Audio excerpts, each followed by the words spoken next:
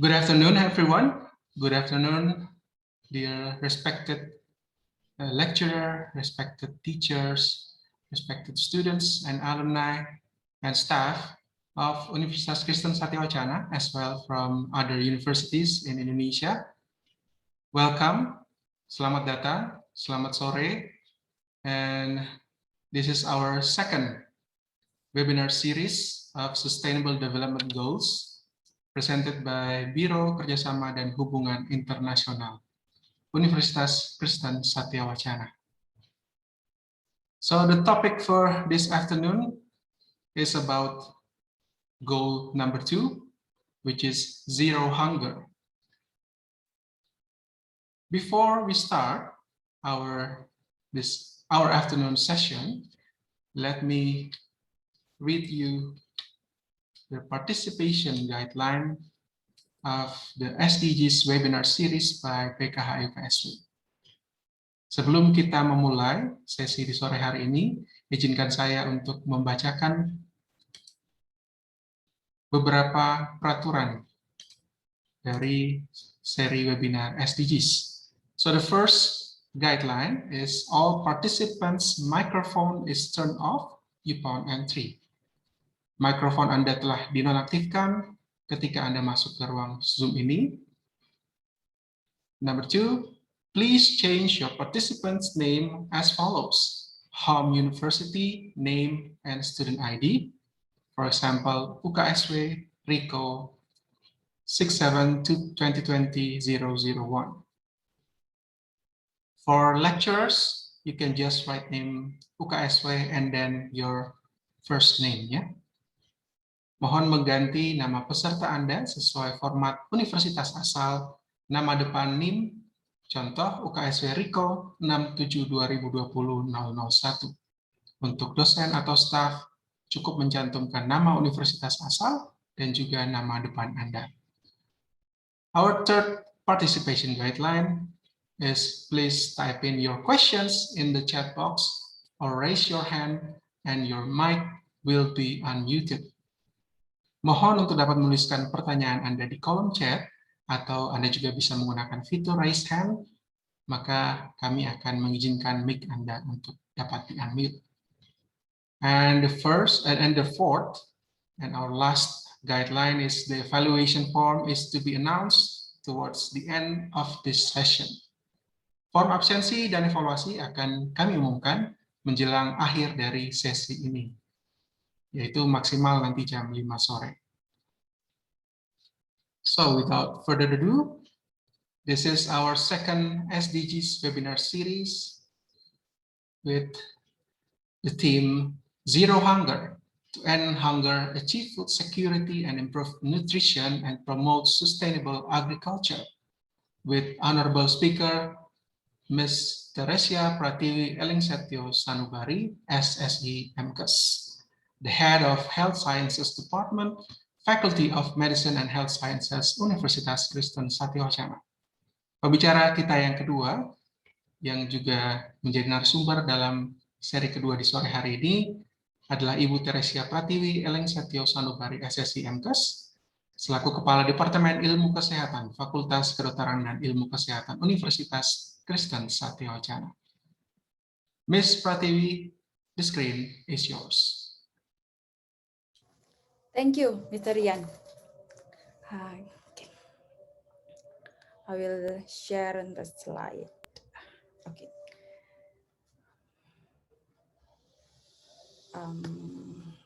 Wait. Okay, good afternoon, everyone. Thank you to join me virtually. And first, I would like to thank you, BKHI, to invite me to talking about the important issue today about SDGs goal number 2, zero hunger. But I will give you brief information about it. So I present my presentation with title Sustainable Nutrition, Global to Local, the Challenge and Practices, because I want to more concern to the local practices, and because I heard today a lot of young people participate in this webinar. So I want to talk about the young contribution to SDGs. I define my presentation to 6 parts. The first is the situation and the problem regarding to SDGs number 2, and the normative policy in global to national level, and of course in Indonesia. And I will talk about the COVID-19 because we're still in the pandemic era right now. So what is the impact to SDGs goals number 2, and the change and the resilience. And I want to give the example for the food practices during pandemic. It's come from my little research with my student and my colleague, and then I will give you the information that I got from internet and the other information. And the last but not least, it's young people contribution to SDGs goals number 2. And for this part, I want to more discuss. Maybe we will have a little game on this part. So if you see on this map, the situation in the global level right now, it's based on the Hunger Map 2019. It's shown that 800 to 21 million people, or more than 1 in 9 of the world population, do not get enough food, including Indonesia. So based on this map, we can see that Indonesia is still in yellow color. It's mean the prevalence in food insecurity is around 5 until 40.9%. The outcome of this situation, based on Gomez et al. 2013, said that the global level have a condition called the triple burden of malnutrition. It means we have condition consists of undernourishment, micronutrient deficiency, and overnutrition. Overnutrition is talking about overweight and obesity also. And to respond to this, the SDGs goals number 2 use the 4 pillars of food security. Want to ensure access by all people to safe, nutritious, and sufficient food for all year round. Because SDGs goals number 2 believe that food production and consumption is fundamental to any economic and permeates every society. So the 4 pillars of food security, talking about availability, access, utilization, and stability. But unfortunately, the goals number 2 face so many challenges. For zero hunger, the challenges come from 5 parts. The first is stunted children under the age of 2, it's still high. And the access to adequate food for all year round, it's not reached 100%. And our food system is still unstable. And our farmer, who is the food producer, they are still a smallholder and have problem in income and productivity. And the last but not least is food waste. And maybe it's really common to young people because of the reason of diet. For example, they really love to throw away their food. So actually in 2010, UN created a program called the Scaling Up Nutrition Movement, or in Indonesia, we know it as 1000 HPK. So the program talking about want to make sure the situation of mother and their baby until 2 years old to have good nutrition. So the program is talking about the iron and maybe they can go in the healthcare facility and take care of this of that. So how about Indonesia? And for the data that I show you here, you can see that the huge disparity is still common in Indonesia. For example, in 2017, the household in East Nusa Tenggara still in the most risk of experiencing food insecurity. It's around 31.8%. while Bangka Belitung's in lowest risk in 3.8%. And the data from 2018 showed that the children under 5, it's still stunted. It's around 30.8%. And in 2013, the disparity actually it's not really high between the poorest children and the richest children who were stunted. It's still for 8% compared to 29%. And so the situation now, you can see on this data also, the data from 2007 until 2013, the underweight and then the stunting is increased. And the interesting thing, the obesity is become popular among adolescents. And maybe I can show you on the another data. I will go to the SDGs dashboard over here regarding to situation in Indonesia in 2018. We can see that the calorie intake below 14,000 kilogram calorie, it's still in insecurity condition. So it's a problem for Indonesia. And the normative policy that our government have consists of 3 programs. First, talking about the fulfilling people needs to adequate, affordable, healthy, nutritious, varied, and safe food and nutrition. So this program talking about the fulfillment of basic food, and then the provision of stable food, the distribution and improving the quality of food and nutrition consumption, and the food security. And the next program talking about the accelerating the improvement of community nutrition status. So it's talking about the intervention and advocacy campaign, social and behavior change communication for nutrition improvement, and surveillance.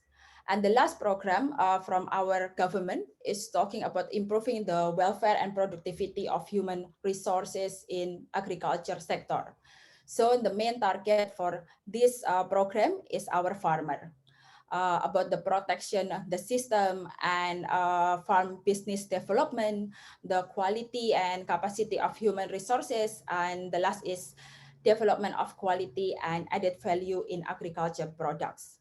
So from 3 programs from our government, we can define it become a 2 big program. The first is talking about agriculture area, and the second is talking about sustainable productivity. And how about the condition during COVID-19? So in the COVID-19, the threat is to food system. So the early of the 2020, we have had a lockdown. So what the impact of lockdown actually? So lockdown, it's impacted the food price volatility. And the second is decrease the purchasing power of the national and the global level. And the other hand, it affect the food demand and distribution, storage, processing, and marketing.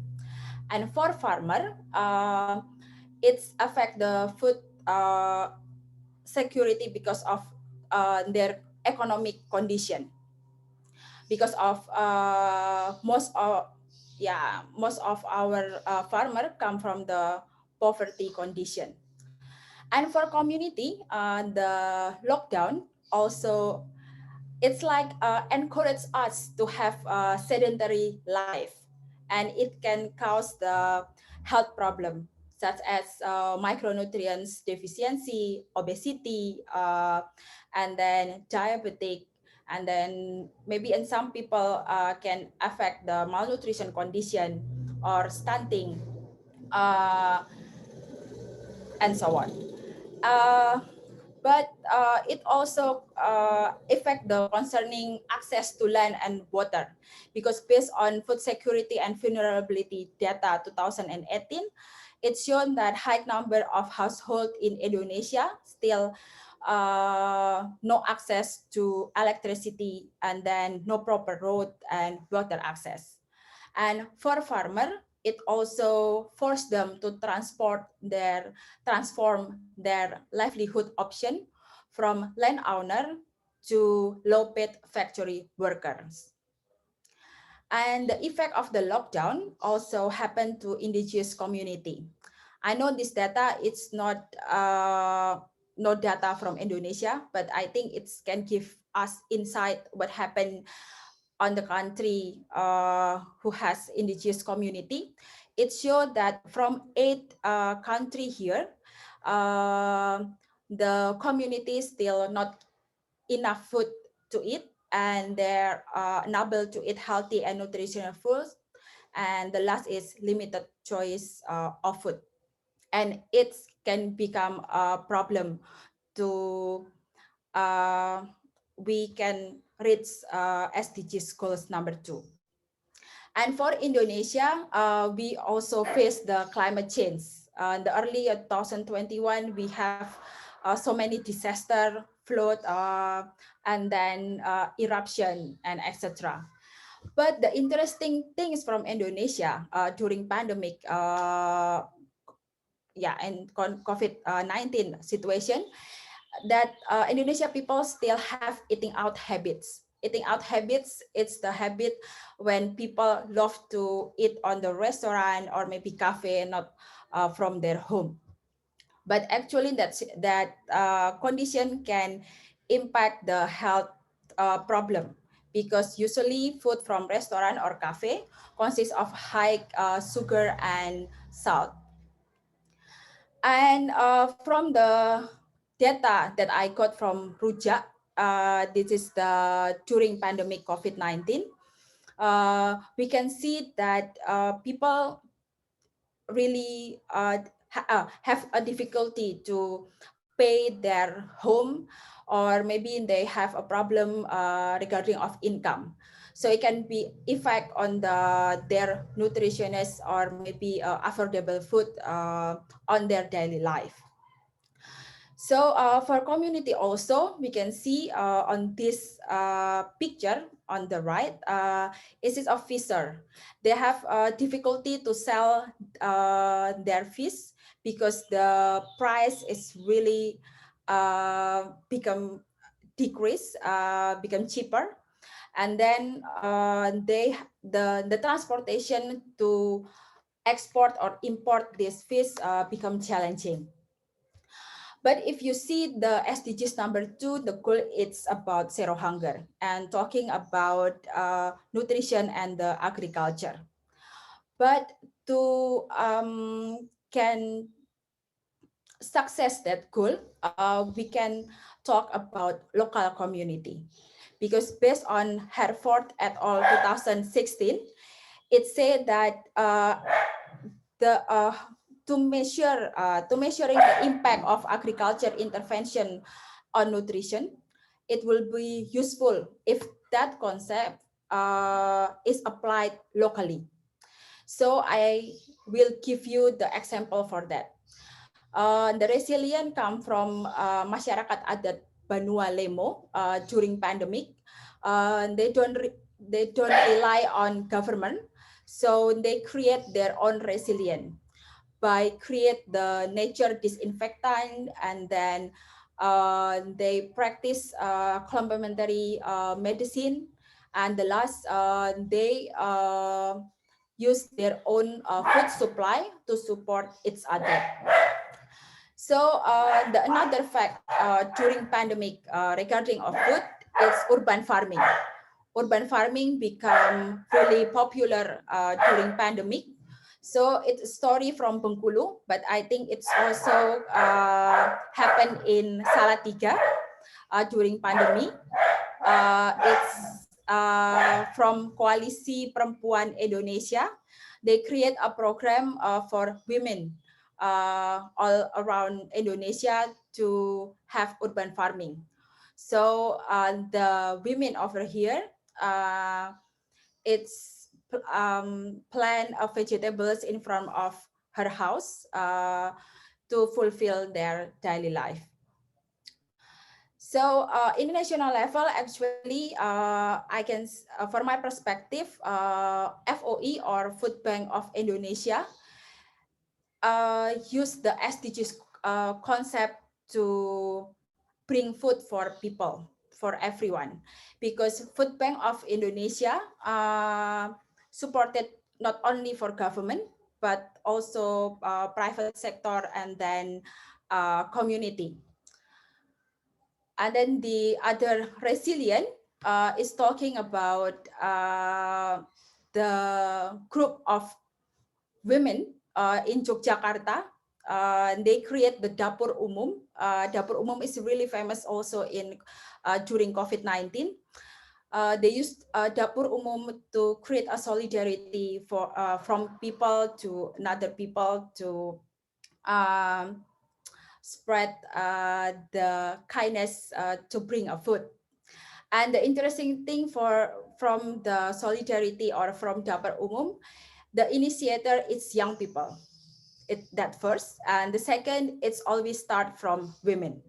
So maybe you can hear more about gender equality and SDGs goals number 5. And then the Dapur Umum, and this is a story from Yogyakarta. It's from Buruh Gendong Perempuan. So it's created by women who is actually still a student. They see that the buruh perempuan doesn't have any income, or maybe they have a less income. So they create a solidarity to help them to have food. And the other example is Dapur Umum Peduli Pangan. It's also the group of women to bring a solidarity from for other community. And this is the other story is from Surabaya. Is Pawone Arek-Arek. Pawone Arek-Arek is solidarity from the jobless community. So during pandemic, they become doesn't have a work, then they create a community to bring a food for other people, but in the same time, they also get new income for it. And like I mentioned before, the urban farming become the solution also during COVID-19.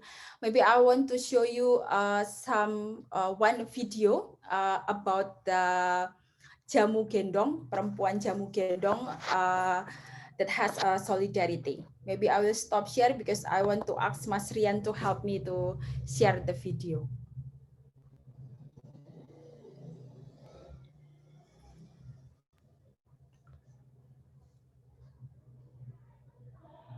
Halo.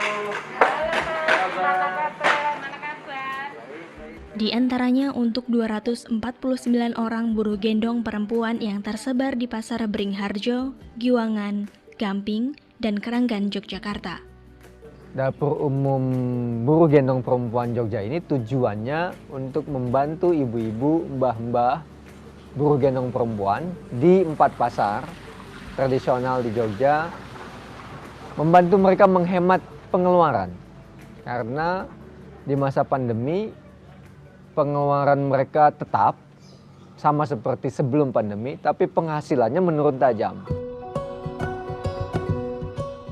Pasar Beringharjo yang berdiri sejak 1758 merupakan pasar tertua yang ada di Jogja. Di lahan seluas 2.500 meter ini, sebanyak 6.000 pedagang menggantungkan hidupnya dari berjualan hasil bumi, tekstil, garmen, hingga barang bekas. Selain para pedagang, salah satu yang juga ikut dalam perputaran ekonomi pasar adalah buruh gendong perempuan. Profesi ini bekerja dengan menggendongkan belanjaan para pembeli sejak sebelum matahari terbit hingga menjelang matahari terbenam. Dengan berat gendongan hingga 50 kg, mereka setidaknya bisa sampai 10 kali membawa beban dari parkiran ke pasar atau sebaliknya. Namun, beban berat yang dibawa itu seringkali tidak sebanding dengan upah yang didapat setiap harinya. Banyak orang bilang, gimana kelompok marginal yang lain, tukang becak, pemulung. Nah, kami berharap ada yang bagi tugas, kita bagi tugas. Kami memilih buruh gendong perempuan karena kami punya kontak, punya data, punya koordinasi yang cukup baik dengan Yasanti, dengan Paguyuban. Nah, kelompok-kelompok lain harus begitu juga karena dampaknya akan luar biasa kalau kita memberikan nasi bungkus kepada orang yang sama dalam waktu tertentu. Oke, Mas Rian, I think it's enough. Okay, everyone, there's one video that show the solidarity during COVID-19. If you want to watch the full video, you can access it to YouTube. I will back to my slide.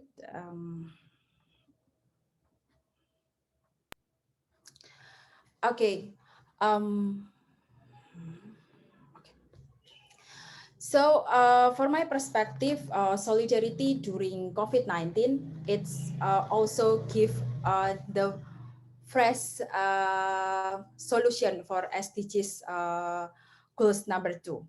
Because when we talk about sustainable nutrition, it's not only come from government or maybe a public sector, but it's invite the local community to discuss more about food and about their needs and maybe the justice for them regarding of food. So it's one of my research with my student and colleague in 2020. We try to capture the food security during pandemic among transpuan or transgender in Bandung that time. So transpuan groups also face the difficult situation during COVID-19. So they create their own solidarity. And I would say it's talking about the food justice regarding to them.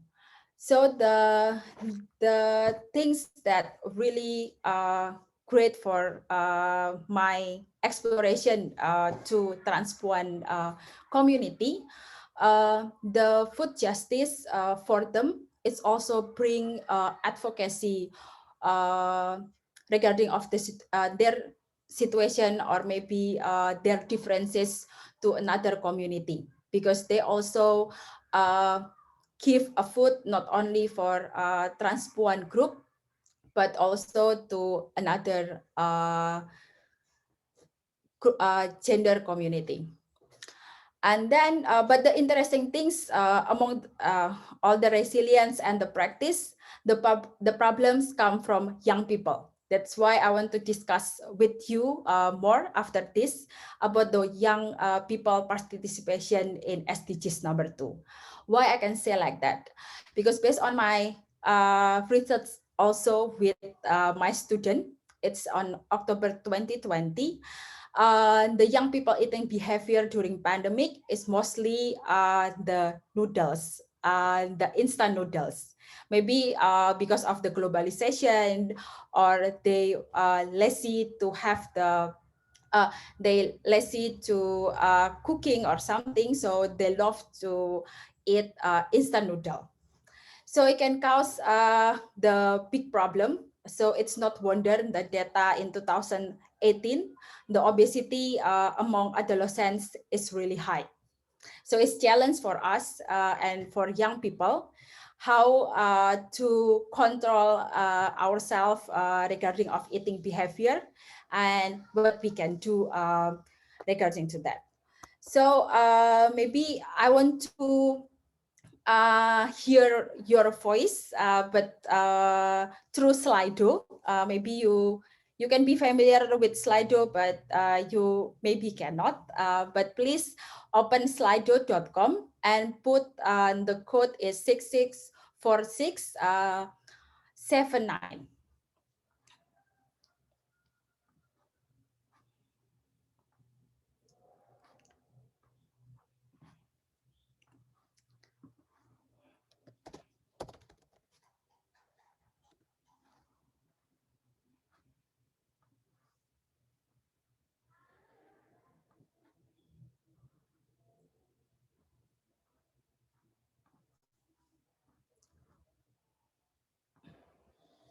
Okay, so if you already open the Slido, on the Slido, I have one question. From your perspective, what is the role of young people in helping the SDG schools? You can fill that question. It will appear with in my screen. Please open the slido.com and then click 664679 with hashtag. So hashtag 664679. Okay, I have one answer, I think.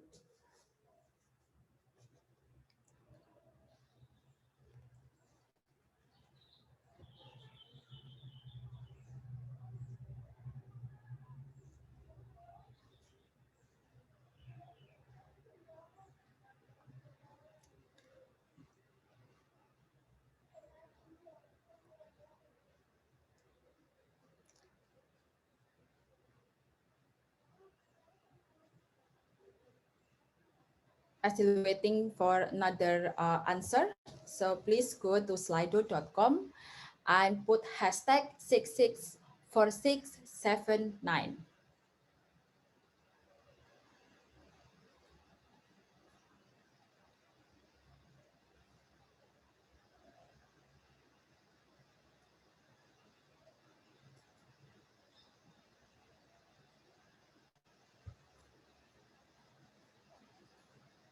So I have an answer. It's empower local people and respect the nature, and then lead the community, raising awareness, unpredictable solution, empower local people, strong movement, promote peaceful, improve their knowledge. You can use Indonesia language, yeah. Um,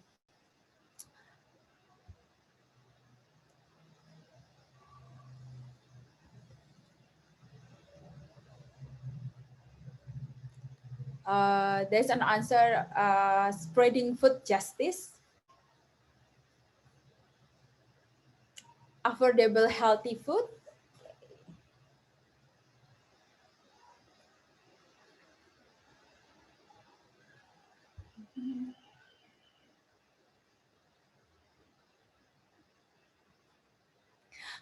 So it's stop gibah and rebahan. Okay.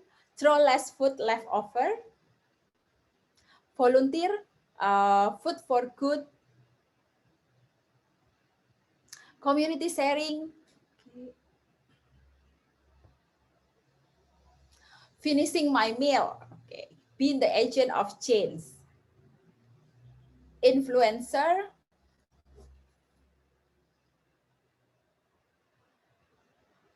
Make idea for innovative.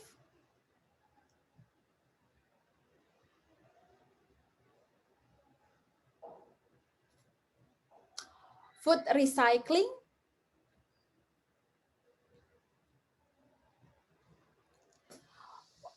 Yeah, I think I agree with all of the answer here. For young people, helping the SDG schools is to start from us, to become the agent of change, to make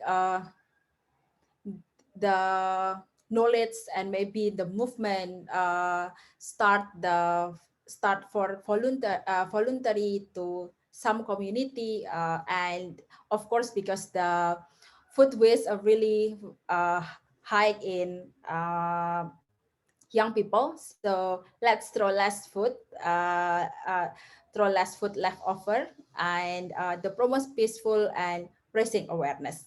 Thank you for your answer. And I have one question. The second question for me is, what kind of contribution would you like to make for SDGs 2? You can answer like before. What is your idea to become the contribution? What kind of the contribution you like to make?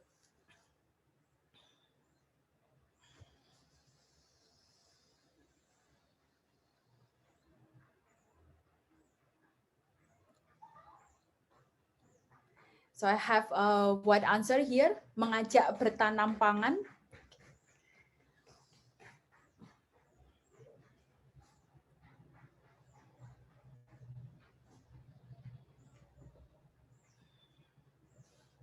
Open food donation.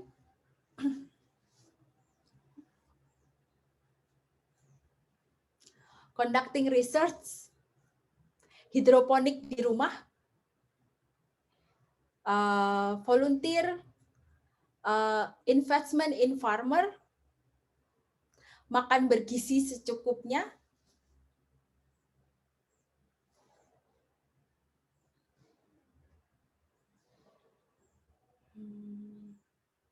Promoting food recycle.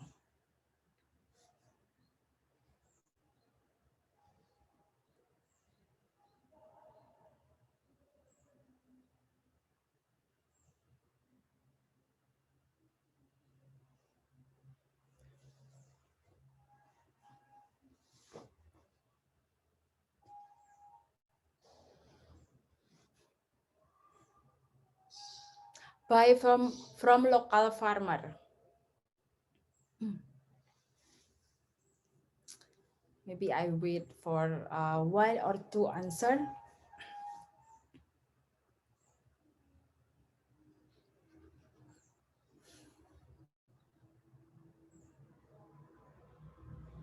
Using precise portion.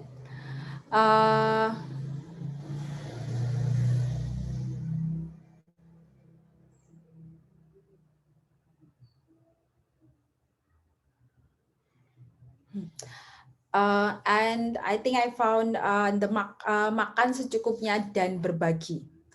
Thank you for the answer for all participants who is participate. So I want to talk about why young people have a big role to success SDGs. And of course, because today I talk about SDGs goals number 2. So maybe I will give you some example the young people initiative regarding of SDGs goals number 2. So if you see on this population, it is a youth population trend and sustainable development. We can see the Asia is become a leader from youth population. And I believe Indonesia, it's located in Asia, and we young people can give the contribution more than another country. So if you're talking about the zero hunger, actually the food insecurity mostly involve children and adolescents, and especially the most marginalized or excluded groups.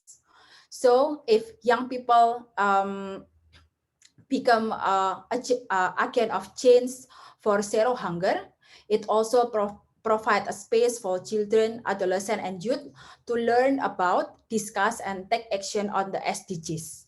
Because it's from your idea, and the young people can be the people, the agent of change to influence decision making, to do advocacy, or maybe the campaign regarding of zero hunger.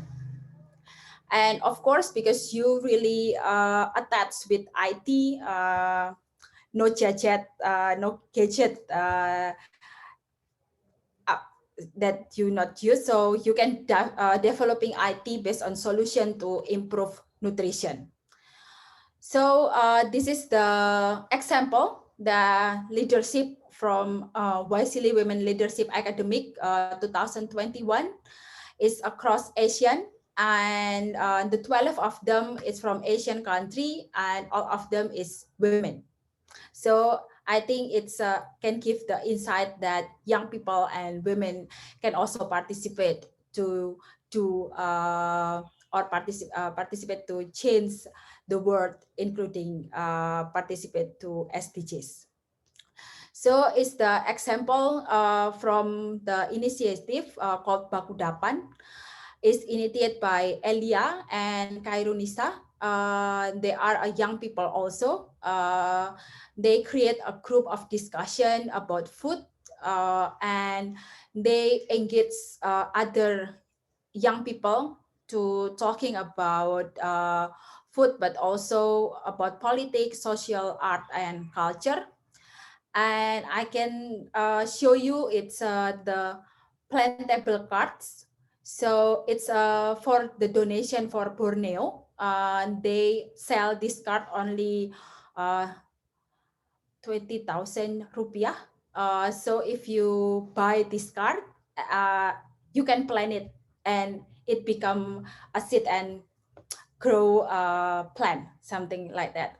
And actually the Young People Initiative already popular on the national level. So you can see on this website that I wrote here, you can see in the report here, or maybe in the community that they among young people, but they also talking about the SDGs.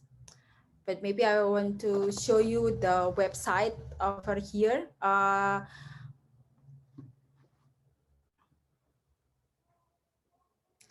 So it's the one of the storytelling from children to another children. They're talking about every plate tells a story. So from this picture, it's tell us about how we can eat a healthy food, and it's also connecting from one goal to another goal of SDGs. That's for example. So for my last presentation, I want to invite all young people to be part of solution from SDGs. Thank you. I give back to Mr. Rian.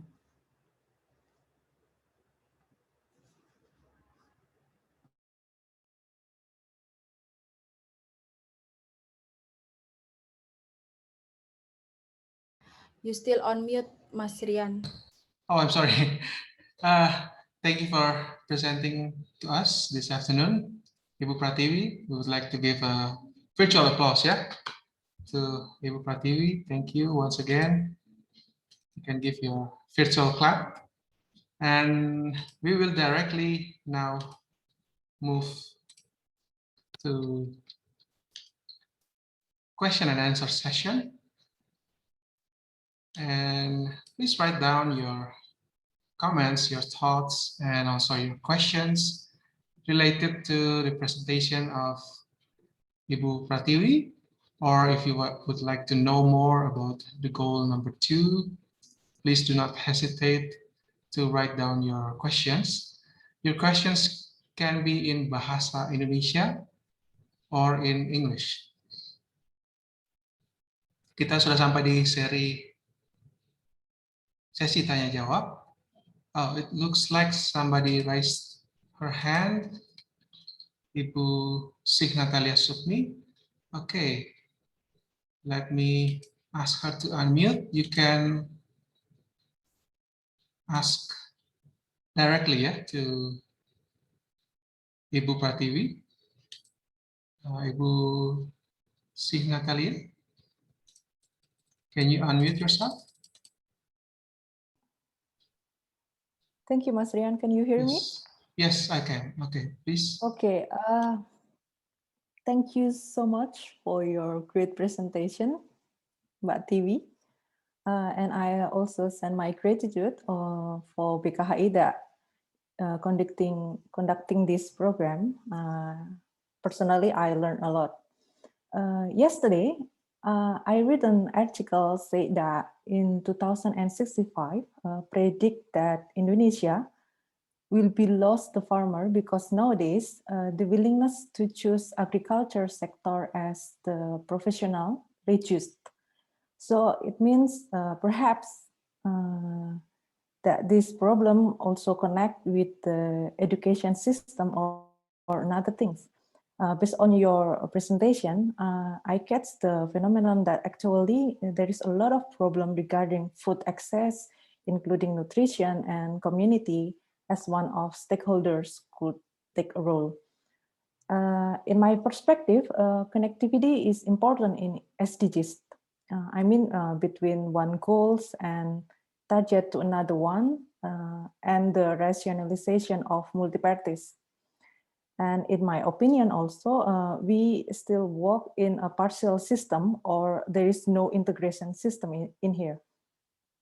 So in your perspective, how do we connect this goal, in particular goal number 2, to another goals, and how to push connectivity all the stakeholder to solve this problem?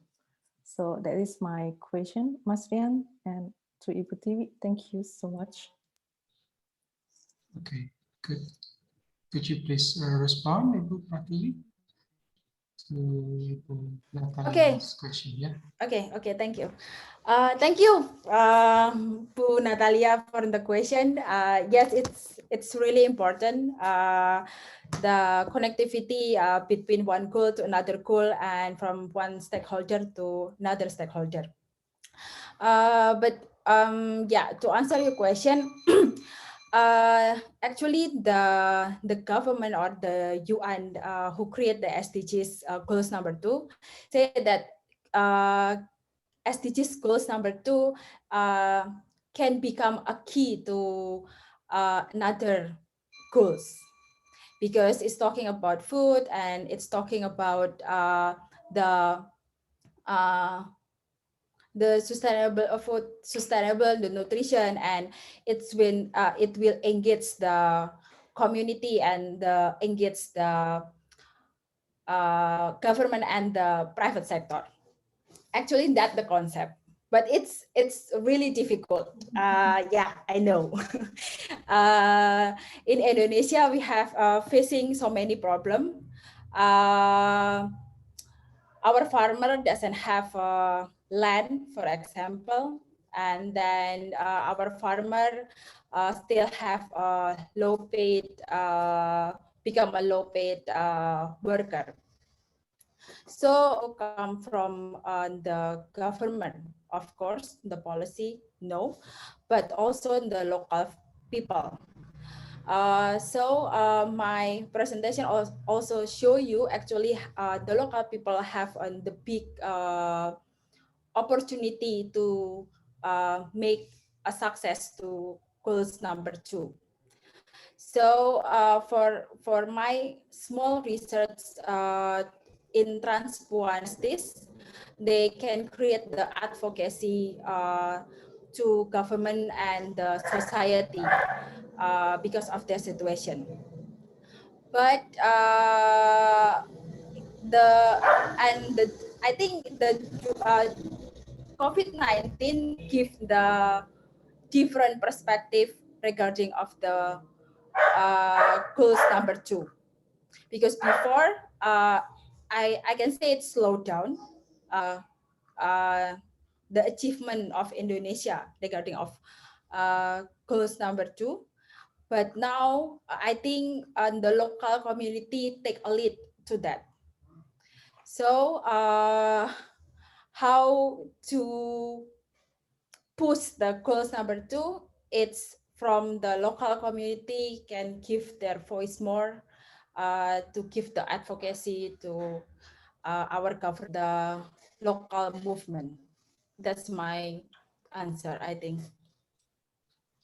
Okay, thank you very much for your response, Ibu Pratiwi.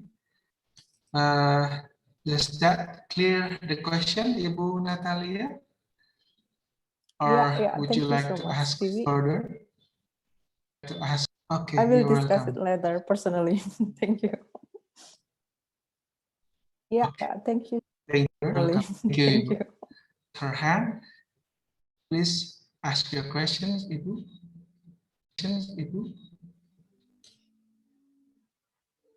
Okay, this is my turn, right? Yes, Ibu. Yes, Ibu. Thank you, Mas Ryan, for the opportunity. Thank you very much, Bu Tiwi, for your great sharing this afternoon. I would like to ask 2 questions, but it's not really like you have to give me the right answer, but I would like to hear your opinion because you are really in charge or you have interest in food and nutrition. So the first question is, we as UKSW are part of and also the world. And you know, what do you think about what we can do to support the SDGs number 2? Because I think UKSW is also a big community of Salatiga.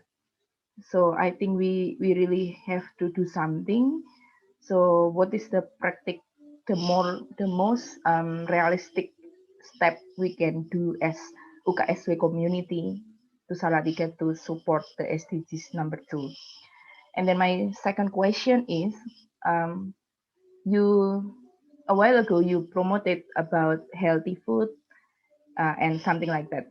But as we know, in our society, healthy food seems like expensive, more expensive than yeah, not so healthy food.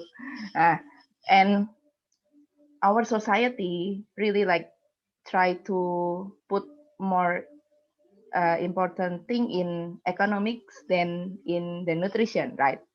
It seems like that. So how we can adjust it so we can have a healthy food, but we also can balance it with our economy. So I just want to know your insight maybe. Thank you, Bu. Thank you very much for the question, Ibu Deborah. Thank you, Mas Ryan. You're welcome, Ibu. And then please have your answers, Ibu Pratiwi. Okay, thank you, Bu Deborah, for the question. So for the first question, for UKSW, I think for my perspective, we can do 3 things. The first, we can create a connectivity to local people or maybe the government who take care of food. And then we can also have a connectivity to the private sector to talking more about food and know actually what is their problem. And we can conduct research, for example, and do community services, of course, to them so they can have their own productivity regarding of food.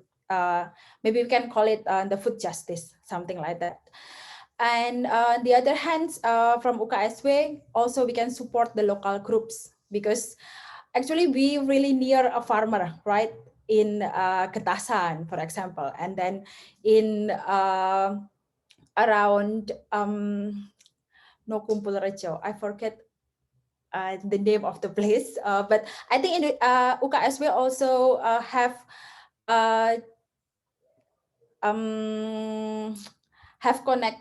connection with QT, Kuryah Tayibah. I think it's a way how to help the SDGs goals number 2, because I also connect with them. I also have a close relationship with them, and they have so many programs regarding of food, how to help farmer, and they also that I show you about KPI, Koalisi Perempuan Indonesia. They also have QT, so the community or women over there help urban farming practice, and we can participate to that. I think UKSW also have Fakultas Pertanian, so it can collaborate with it. And the third, it's about create sustainability nutrition. Because when we talk about sustainability, it's not only for economic, for example, but also from culture. And I think UKSW, it's the universitas with principle with minority. So it can become a way to create a new perspective maybe regarding of food. And for your second question about healthy food and yes, it can be a challenge, especially during globalization, like right now, or maybe the economic system. But I think the solution is to promote or give the new knowledge about local practices at home, because people, Indonesia is really popular with eating out habits. So people like to go to the cafe and restaurant only to get coffee, for example, or maybe they use GoFood or GrabFood or another application to get a food, and it can be a problem. So from my perspective, to create a local practices at home. Yeah, that's my answer. Thank you very much for the response and the answers, Ibu Pratiwi.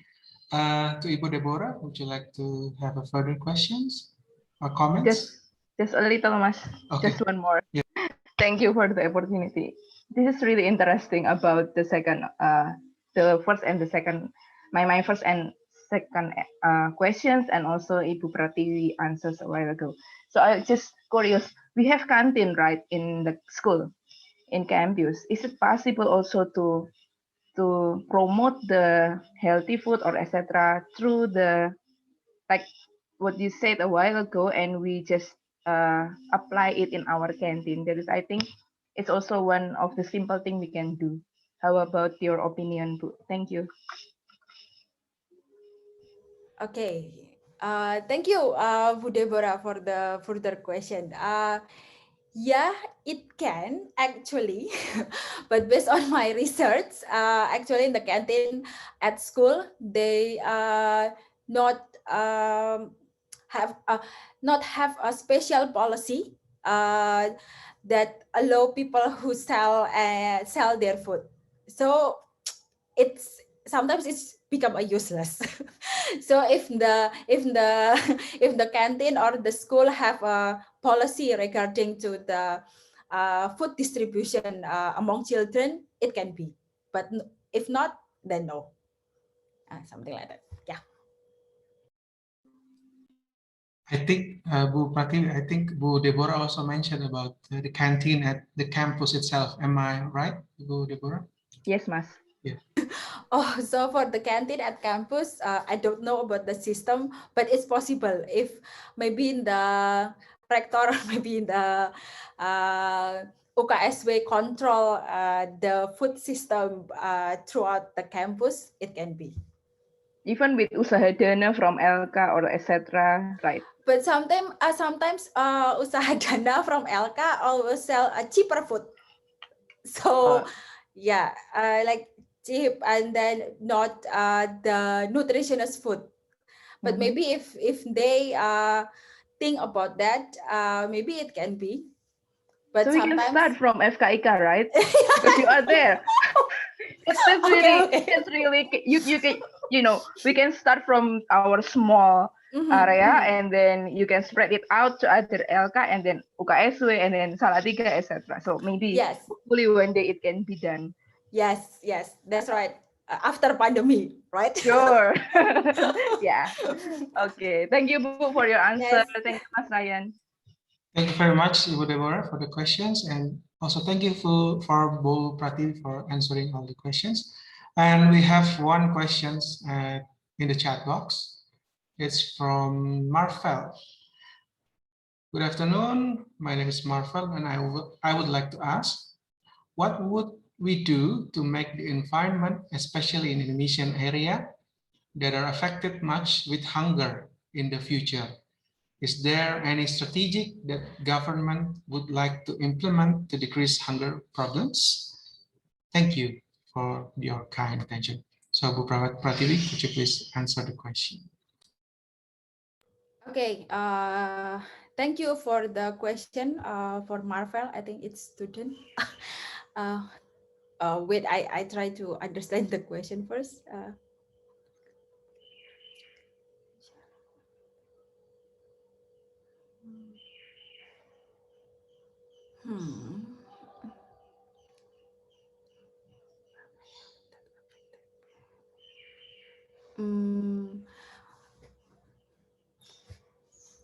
I don't get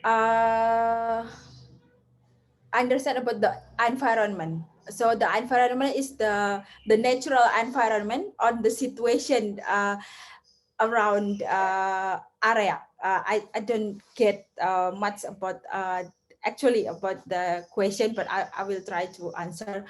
If it's about the situation all around Indonesia, actually our government have some policy and program regarding to it, and I think the NGO also become a part of it. So for example, I have a friend from NGO in Kupang, and then she also work all around Eastern Indonesia to help this hunger problem. So they create a problem such as monitoring and evaluation and doing the prevention by sharing the knowledge to some community to solve this problem. And they also have the connectivity with the international NGO to solve this problem. It's about the policy from our government.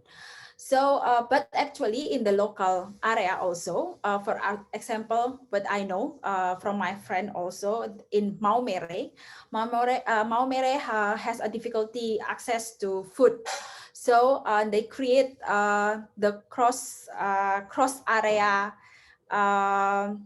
intersection or interaction, something like that. So they help from one area to another area. They create a system, their own food system, so they can get a food from a market to the community. So I think the solution for this problem also start from the community, but our government also help it, and the NGO also. I think that's my answer. Thank you very much for the response, Ibu Pratiwi. Maybe I would like to ask to Marvel then. Is the answer clear enough for you? Or would you like to raise hand, maybe want to ask in Bahasa Indonesia for it to be clearer for you? Marvel bisa menuliskan di chat box atau raise hand mungkin jika ingin mengajukan pertanyaan atau mungkin masih kurang jelas tadi bisa bertanya. Saya bisa aktifkan mikrofonnya.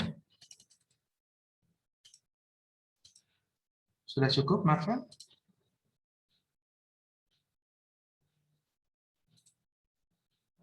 Okay, I think there's no response from Marvel.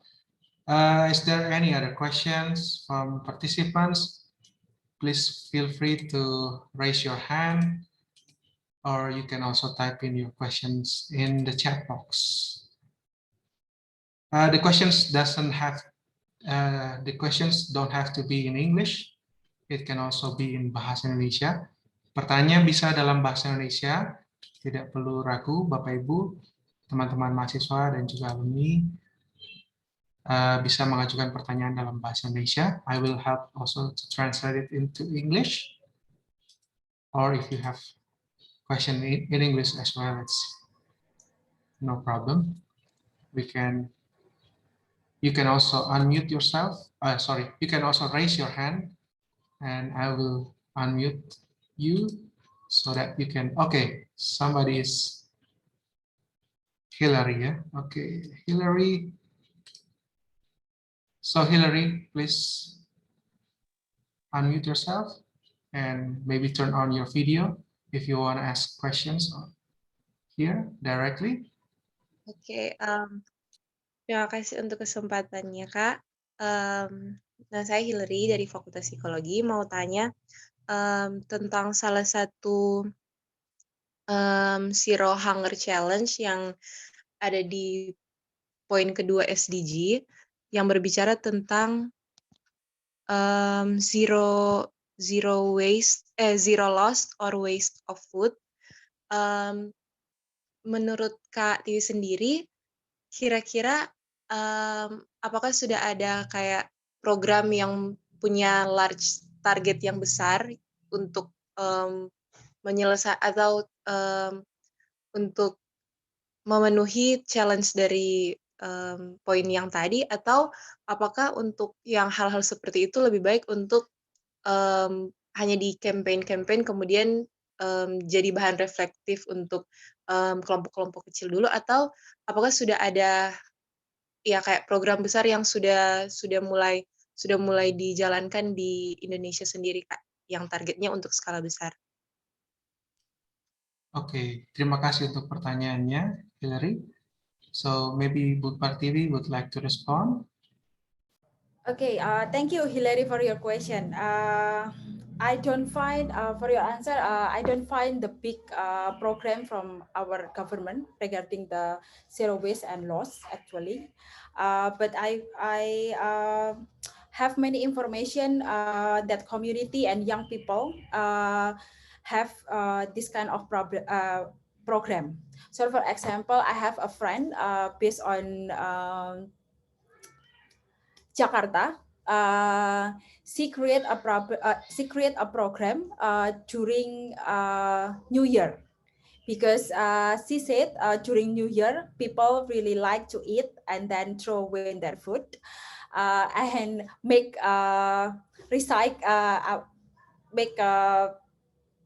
the environment become dirty, something like that. So she create a small community to respond to that. So she go for a big place from such as Monas, something like that. So when it is a party, he only have the plastic bag, the black plastic bag. She bring it through all when she walking through the Monas, and take the food waste that people throw it away during New Year party, something like that. And another community that I also know, it's come from Malang. The young people over there create a program to young kids. So he create a program to teach the kid to not throw away their food. So they go to school, and then they teach them it's not really good to throw away their food, and they also learn about the vegetables and fruit, so they understand the importance of vegetable and fruit.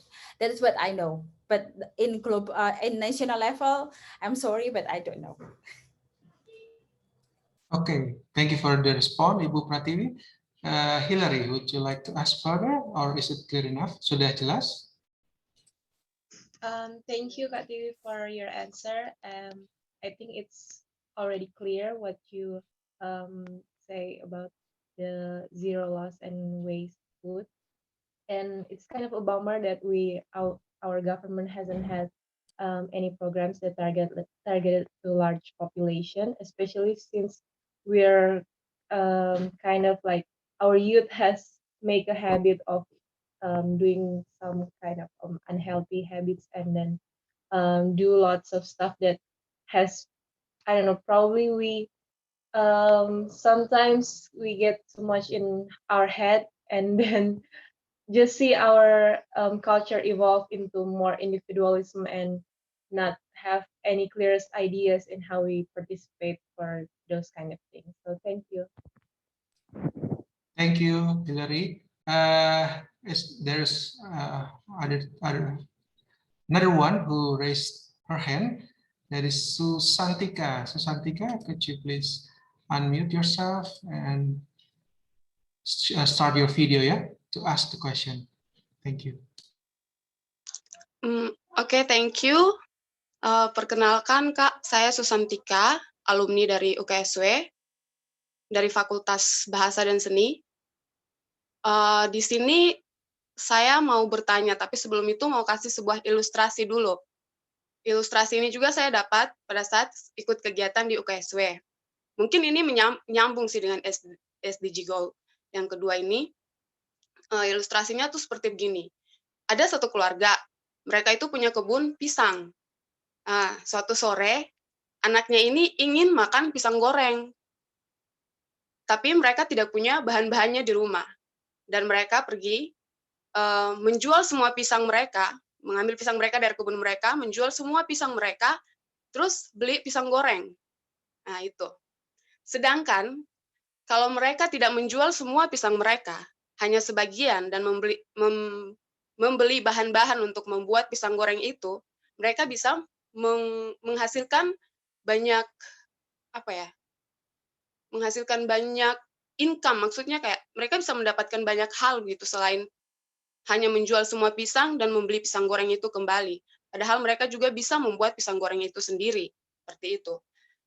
Nah, situasi ini terjadi di Papua. Ya, sekarang saya di Papua, saya asal dari Papua. Anak didiknya Pak Jos, ya. Halo Pak Jos. Jadi itu yang terjadi di Papua.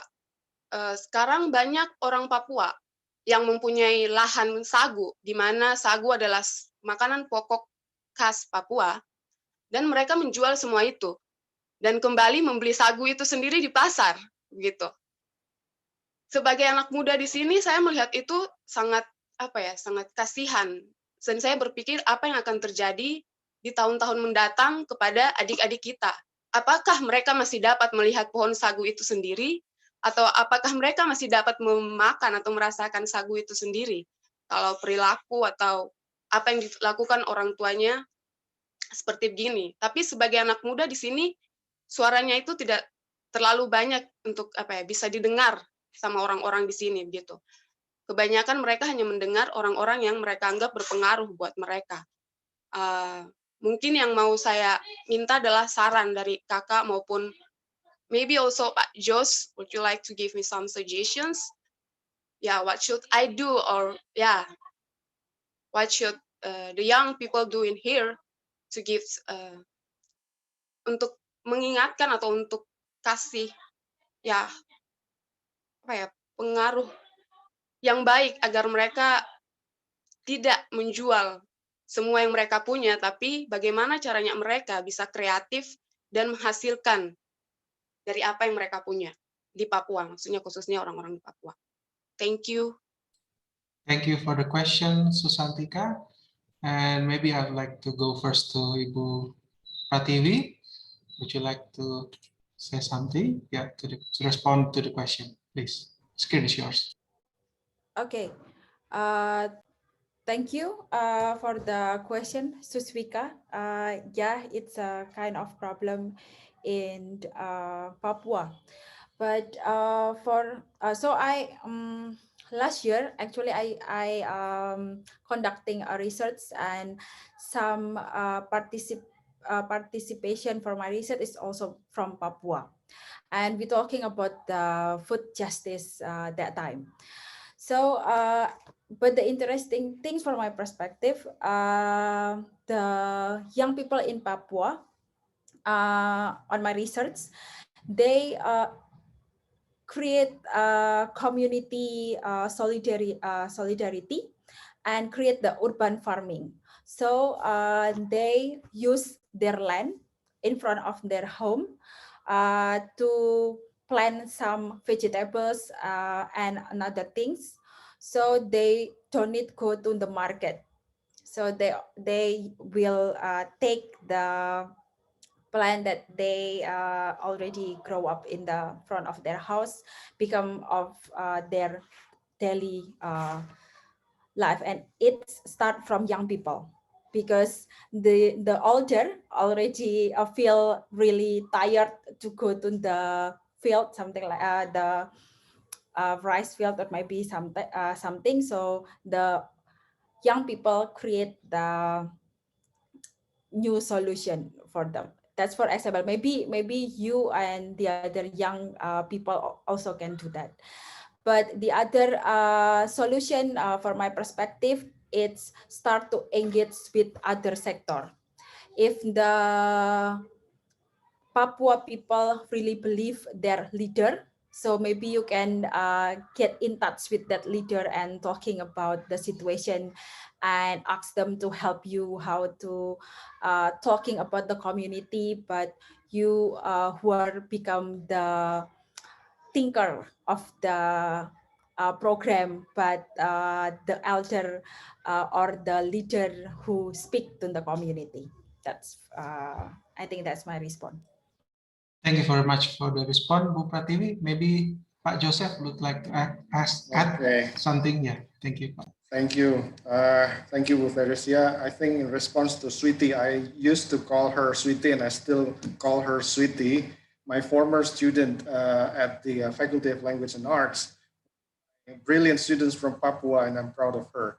And the illustration, I think I heard your illustration in my class, I don't know, but that resonates well with the second goal of the SDG, no hunger.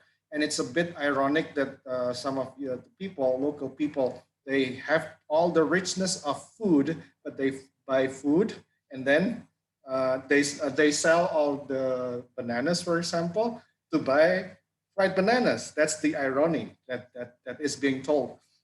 I don't know.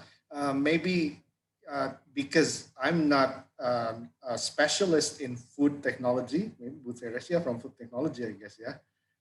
You can say more about that, but this is actually the challenge, not only for Sweetie, but for the rest of us here and Satya Wacana, to make SDG as realistic as possible, to make this achieved in a realistic way. And I have introduced SDG in my class in FBS as well, because I do not want my students only have the knowledge and the ability to teach English, but no content. SDG is a good framework for us to make sense of the world and the issues that we have.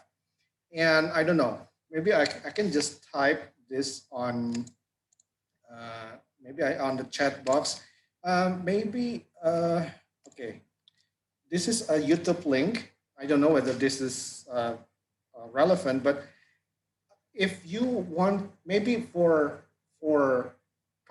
as part of community service for Papuan people or any other communities who struggle to know how to process food, then they may learn from indigenous people. In my example there, the YouTube channel, I thank my wife for that. In the YouTube channel, the woman there processed traditional foods that she can literally pick up from her own environment in Yunnan, southern part of China. Maybe this kind of video can also be used for Papuan people or whatever communities in Indonesia, in order for them to be able to learn from people in other parts of the globe, where they can make use of or take advantage of the richness of their environment and local produce or local products, how to process that. And this is interesting. It's not only about the food. If we are talking about YouTube channel, it talks about money, definitely, especially if you can have more than 100,000 subscribers and you have the silver plate, you have more than 1 million subscribers, you can get the gold plate, and you multiply that with another zero at the end of the number, like 10 million, you can get the platinum plate. But more than that, I think how we can not only get the richness of the food that we grow in our country, but maybe we can also advertise or make a good branding of our locality or local areas. That's maybe a food of thought for Sweetie or other people who happen to be watching this YouTube channel. Okay, anyway, yeah, so that's my take on the question. And this is also something that I want to respond to Ibu Theresia. And it's good that we have a number of other questions. And happy birthday, by the way. Thanks, yeah, Bu Eva. I think reminds everyone here that there is somebody who is having a birthday today. Happy birthday to you. Okay, and it's recorded. Yeah, this is the challenge.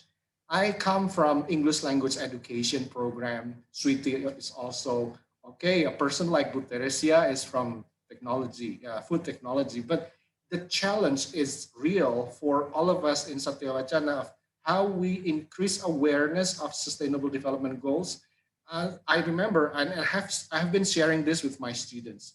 I remember having one former student in my faculty, and I do not have to mention the name, ethical issues, and she protested, "But I am an English language teacher. Why on earth am I being asked by my school during my teaching practice to teach sociology? I have no interest." Okay, fine. That's probably a common thing. Sometimes people in Satya Wacana, students and teachers alike, maybe, they are very much compartmentalized. They only think about their disciplinary areas, and they do not really want to be really concerned with the broader goal or the broader issue that we are all facing today.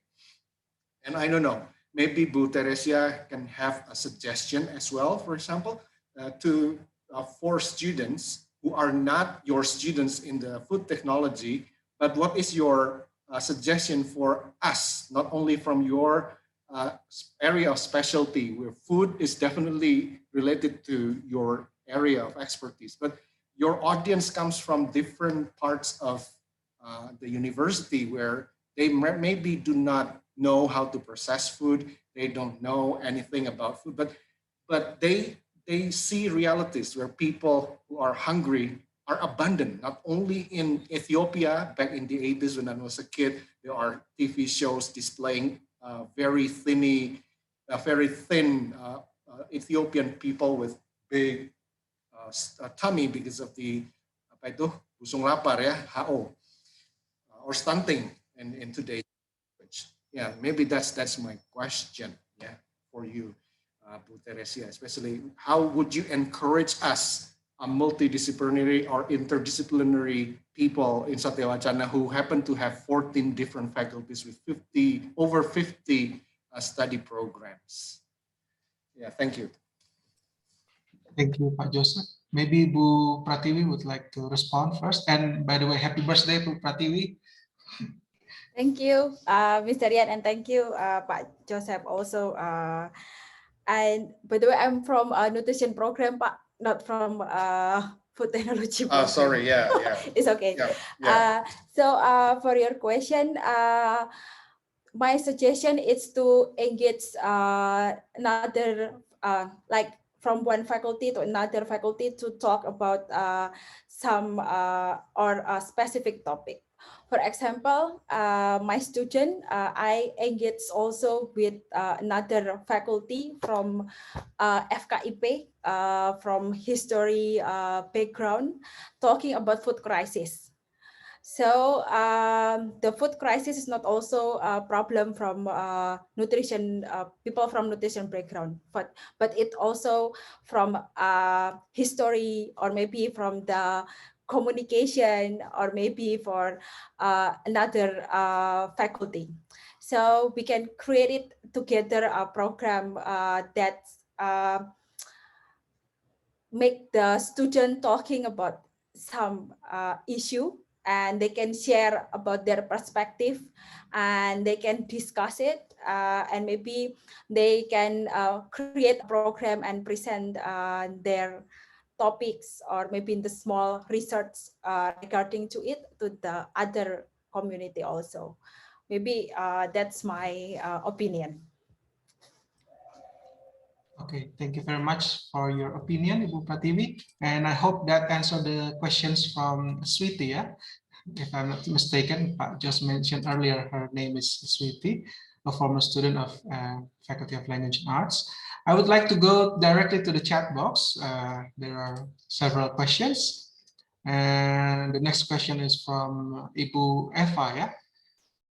Based on your research, have you ever seen local NGOs or groups of people working with food chains, stores, or bakeries on their expiring food?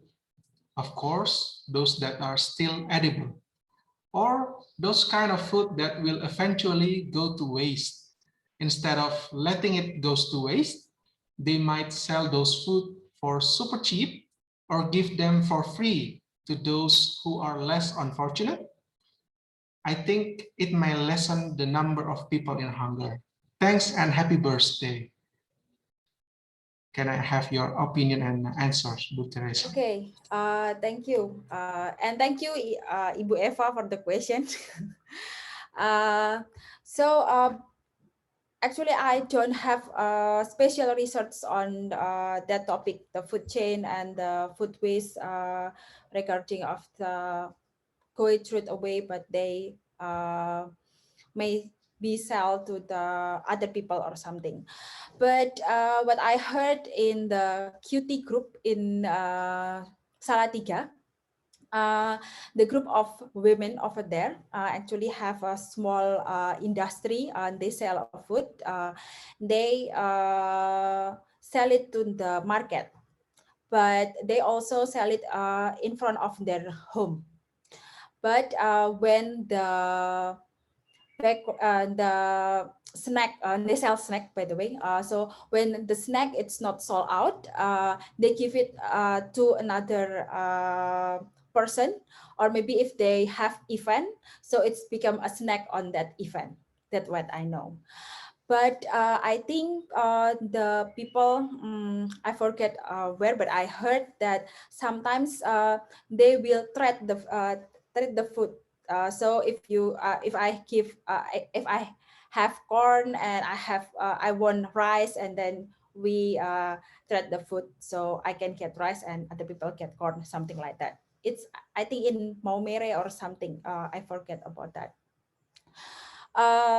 Yeah, I think that's my answer. But I don't know. I think it's not common in Indonesia, but I think it's common to another country. They have a small shop, maybe something like that, only to pull the food that will go waste and sell it in cheap price. Thank you very much for the response, Ibu Pratiwi. And I hope that answers the question from Ibu Eva. Yeah? Let's continue to another question directly. The next question is in the chat box from Rosa. I'd like to ask about food waste in Indonesia. You might know that a lot of fruits and vegetables are thrown away since they are not meet the market standards. Unconsciously, as a customer, sometimes we want to buy a pretty and nice looking fruits and vegetables. In fact, not all harvested fruits and vegetables are nice looking. What do you think about this? Also, do you mind to share your best suggestion about this? Thank you. Could you please respond, Bu Theresia? Thank you, and thank you, Rosa, for the question. I would like to say that fruit and vegetables, it's a big problem from Indonesia, because the demand of Indonesia people like to eat meat. So our farmer rarely to plant the fruit and vegetables. That's our problem. So usually our government import the vegetables and fruit for another country. But for this suggestion, maybe we can create a program or small intervention that we can teach community about the content of vegetables and fruit, not about by only looking pretty or nice looking. Because yeah, sometimes the challenge that faced by our farmer is create a good looking vegetables and fruit, because we have climate change, and it's caused the changing of our soil, and it can be a challenge. Okay, thank you very much for the response, Ibu Pratiwi, and we will continue. I hope that answers the question from Rosa. And the next one is from Pak Royke. Yeah, I think that is a comment. Best practice is the most important. Okay, thank you very much for the comment, Pak Royke. Like Pak Royke mentioned in his first series of this SDGs webinar, we should become the actor for the SDGs itself. So it starts from us. It starts from what we do in our life. And then continue on in the chat box, there's comments as well from Ibu Natalia. I thought the integration way of thinking and interdisciplinary approach is a must, including UKSW as an education system. Thank you very much for the comments. And yeah, I think we should think more interdisciplinary, not only our specialities, but we can think outside of our specialities. Yeah. And then continue on, we have questions from Afri Sambiri.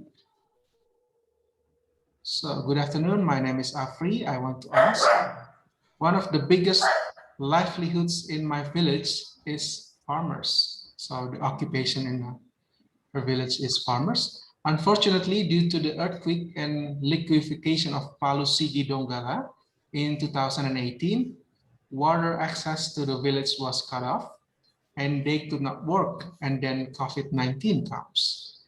The economic is getting more difficult. Being able to eat is already thankful. That's what they said. These people only expect help from the government. Unfortunately, the aid from the government was not evenly distributed.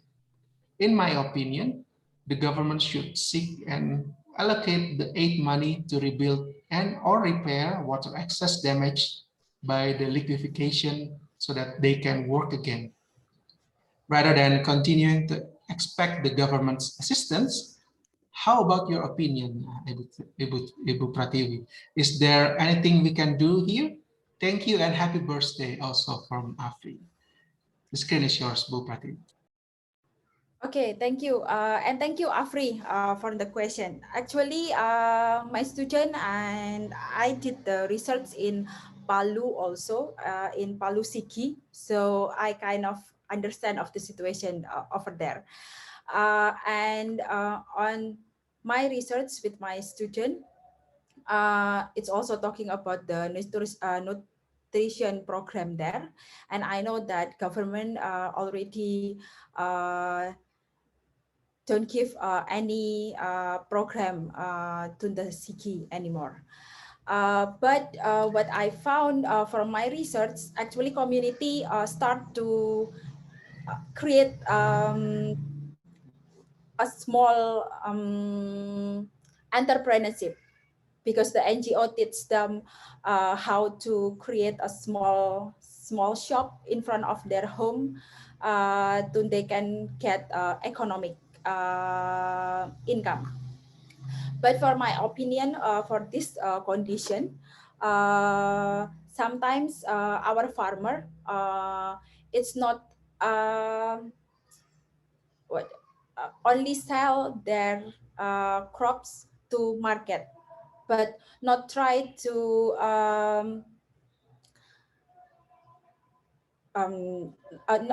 not try to consume it by themselves. Maybe for my opinion, it can be a solution. So they can consume their own crops, and maybe they can have the collaboration with other community to create their own food system and can access to another food easily.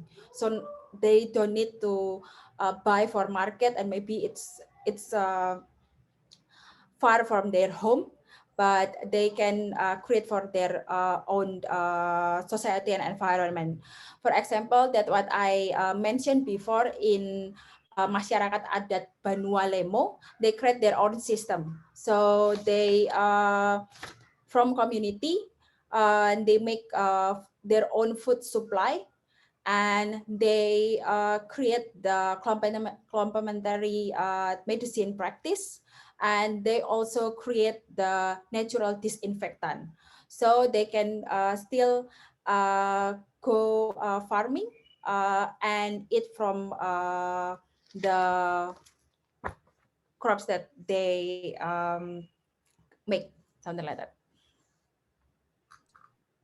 Okay, thank you very much for the response, Ibu Pratiwi. And to Afri, I hope the answers from Ibu Pratiwi is sufficient, yeah? Is sufficient enough. And if you would like to ask further questions, please do not hesitate. Okay, clear enough. Thank you. And oh, there's another comment from Ibu Eva. Maybe we can explore that possibility starting from the local canteen of UKSW canteen or store. Yeah. Do you have any comments on that response, Bu Pratiwi? Yes, of course. I agree with this because sometimes our canteen doesn't have for my perspective, doesn't have any system to provide the nutritious food or maybe the food system. Okay, thank you very much. Is there any other questions? We still have a few moments, yeah, for maybe two last questions, one or two questions. If you want to ask here directly, you can use the raise hand box, raise hand button. In the reaction, just choose the raise hand button and I will unmute you. So you can ask your questions directly to Ibu Pratiwi in bahasa Indonesia as well ya. Bisa bertanya dalam bahasa Indonesia. Silahkan klik tombol reactions and pilih tombol raise hand. Atau jika ingin mengajukan pertanyaan juga bisa menuliskan langsung di kolom chat. Kita masih punya waktu untuk satu atau dua pertanyaan terakhir. Oh, I think Pak Jos puts something in the chat box. Today we focus on no hunger. Okay. What about the thirst? Oh yeah, maybe good point from Pak Jos. Yeah, what about the thirst? Yeah, the need to drink water because without water you won't live. I think you won't last 1 day, yeah. But without no food, without food you will last, I think 3 days, 3 to 4 days. But without water you will die quickly. So what is your comment, Bu Pratiwi? Yes, of course, I agree with Pak Jos because water can become a problem for us too. Indonesia still many households doesn't have clean water or maybe water access, including I think Salatiga is also face that problem. So yeah. I think that is a good point for our future SDGs webinar related to the climate action and also to the life on water. Yeah. Is there any other questions from the participants? You can write your questions or comments in the chat box, or you can also raise your hand with the raise hand button. And I will unmute you so you can ask your question directly to Bu Pratiwi. Any last question? Okay, so if not, we will continue. Oh, sorry, there is. Okay, there is a response from Ibu Atik. Very interesting discussion. Thank you for joining this session as well, Bu Atik. And this is the link for the evaluation form for today's webinar. So please directly access the link. I will also type it down in the chat box.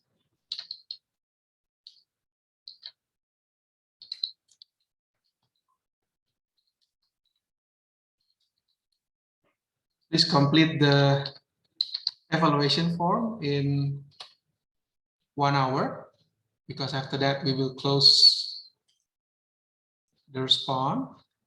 And the certificate and also the materials from today's session will directly be sent to your email address. So please write down your email address correctly. Yeah? It is also mentioned in the evaluation form. Don't forget to write down your email address directly. Saya sudah menyertakan link evaluasi dan juga absensi di kolom chat dan juga di dalam presentasi bisa diakses, bisa di klik juga di QR code-nya. Pastikan alamat email Anda sudah benar agar bisa mendapatkan sertifikat, e-certificate dan juga materi presentasi dari sesi hari ini terkirim langsung ke email address yang Anda masukkan di dalam evaluation form tersebut. So that concludes our session this afternoon. We hope to see you again on the next series of SDGs webinar, which will be held after the Easter celebration, yeah, because next week we will have a Easter holiday. So next Friday we will be off and we will come back at the 9th of April 2021. See you at the third part of Sustainable Development's webinar series presented by Biro Kerjasama dan Hubungan Internasional Universitas Kristen Satya Wacana. Thank you, and also I would like to say a big thank you to Ibu Theresia Pratiwi Sanubari for the presentation and the useful insights. Sorry, Mas Ryan. Oh, sorry, is there? Mas, could you please check the link because we cannot open it. I think it's the last week form, not for this week. Thank you, Mas Ryan. Sorry.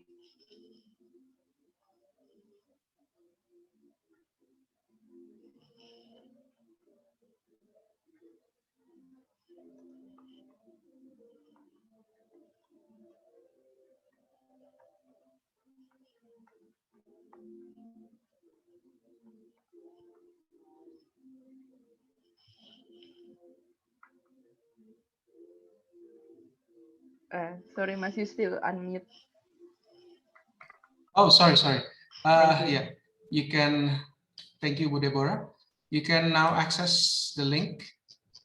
Please try that again. I'm so sorry. There was something wrong with the link.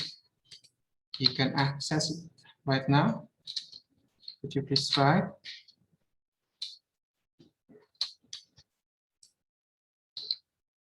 I'll type it again in the chat box, yeah?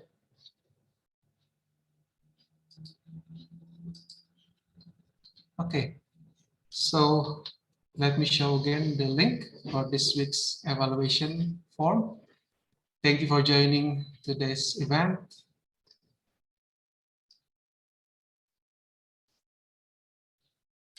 Please try again the link that I've shared to you in the chat box and also on the screen. And we are looking forward to meeting you again in our third webinar series of Sustainable Development Goals that will be held on Friday, the 9th of April 2021. Oh yeah, we also have still sometimes if you would turn on your video, everyone. Could you please all turn on your video so we can do a short photo session ya? Before we end today's session, bisa tolong mengaktifkan video Anda. Mohon mengaktifkan video Anda karena kita akan sesi foto bersama sebentar. Baik, kita mulai sesinya. 1, 2, 3. Okay. Wait for a moment.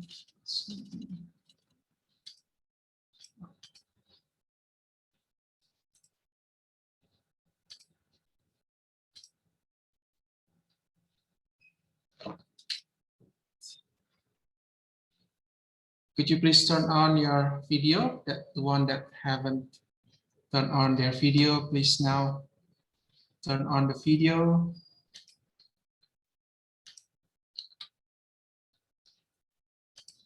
Okay. Okay, I'll take a picture. 1, 2, and 3. Okay, the next slide. Please stay on with the video, yeah? I will continue. 1, 2, and 3.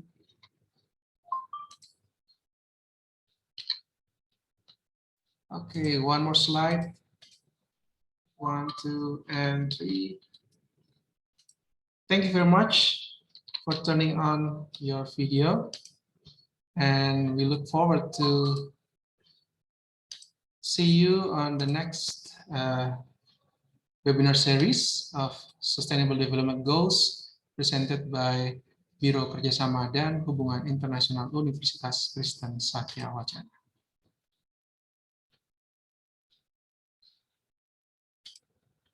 Thank you. Thank you, Bu Theresia. Thank you very much, Pratiwi. Happy birthday. Happy birthday. Thank you Saya very bisa much, live Pak ya. Joseph. Makasih Pak Thank you, Pak Jos. Jos. Makasih Bu Deborah, makasih Mas Rian. Saya izin live ya. Thanks a lot, Bu. Yuk.